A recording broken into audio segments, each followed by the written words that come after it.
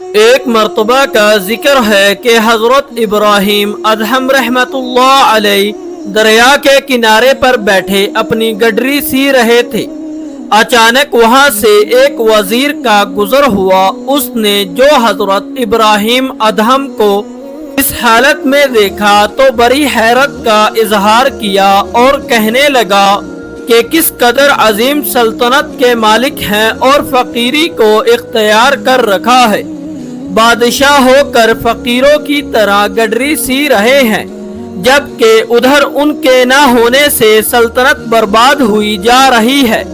حضرت ابراہیم ادہم رحمت اللہ علیہ نے کشف کے ذریعے سے اس کے دل کی بات معلوم کر لی اور اس کو اپنے قریب بلایا۔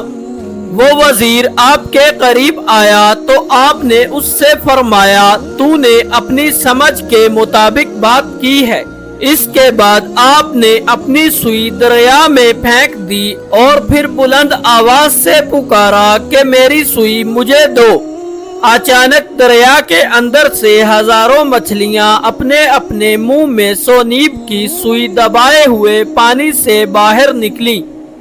حضرت ابراہیم ادہم رحمت اللہ علیہ نے پھر آواز دی، اے اللہ، مجھے صرف میری سوئی چاہیے۔ چنانچہ اسی وقت ایک دوسری مچھلی برآمد ہوئی جس کے منہ میں حضرت ابراہیم ادہم رحمت اللہ علیہ کی سوئی تھی۔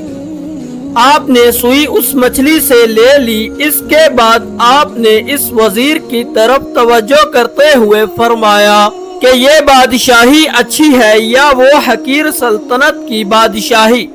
پھر خود ہی فرمایا، یقیناً یہ بادشاہی حقیقی بادشاہی ہے اور سب سے اچھی ہے۔